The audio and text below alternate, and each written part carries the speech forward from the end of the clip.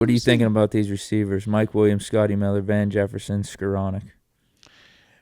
If I can get Mike back for the right number, yes. Skronik is super cheap. That's special teams. He's kind of like my Jeremiah Moon on that side of the ball, so I like that. Then I'm gonna let him hit it, and yeah. But Mike is only for the right number, and that number is like low.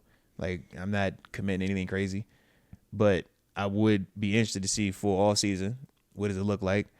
Full healthy all season for him. What does that look like? A little bit of carryover since he spent, from the trade deadline on with Arthur Smith in the playbook. Obviously, Russ was the guy he played more with, but it's like whether it's Russ or Fields, how much are you intrigued by the continuity of being able to come back and instead of having to learn another new offense, another new quarterback, you are working with people that you've already laid a little bit of a foundation with, and now you're talking about just trying to build upon that. So I kind of, I look at Mike that way, but it still would not deter me from drafting a receiver, or it wouldn't deter me from going out and signing a T. Higgins or whoever. I think that would not deter me at all. Well, it better not. Yeah, that's my only thing. Like, I'm cool on Mike. I remember last year we were talking about Mike as maybe being that free agent guy. That was last year. Like, he ain't enough for me this year, man. Yeah. No, absolutely not. I'm completely fine with just getting rid of all these receivers and starting fresh. Yeah.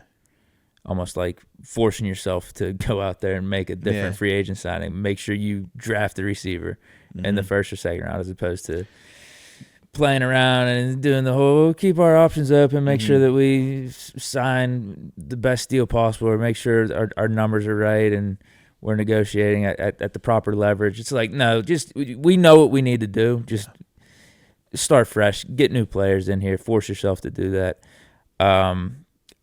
I'm with you on the Skoranek for special teams, though. I think he was really good for us on special teams. Yeah.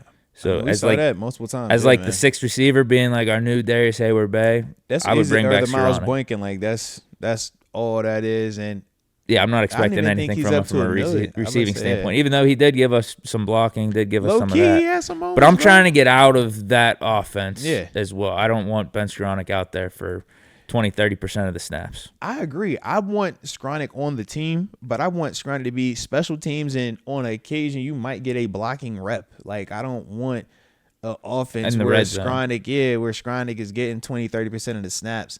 I think that limits us a little bit more than I would like. And I agree, man. In terms of, we could have let them dudes leave, because I still got the two dudes that I wanted the most. It's George Pickens and Calvin Austin. You got Roman Wilson. Yeah, I got Roman as well. Like, I got the guys that, to me, give me my foundation of what I want to look like going forward. Now I need to go and get that T. Higgins, or is it a Emeka Ibuka? Is it, it ain't gonna be T. Mac, but you never know. Is it a Tatorian McMillan? You know what I mean? Like, was it one of these dudes, man?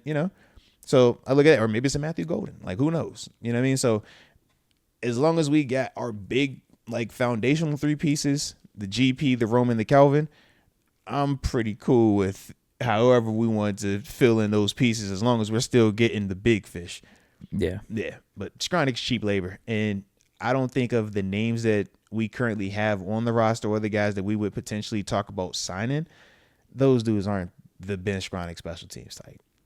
They're not doing that gunner work. They're not the guy going out there scratching and clawing to get the tackle, the fumble, recovery, and all. Like, he does that. That's his bread and butter. That's his saving grace, and that's what, like, certain guys, that's what their job is. Like, yo, do it and do it at a high level, and he does do that.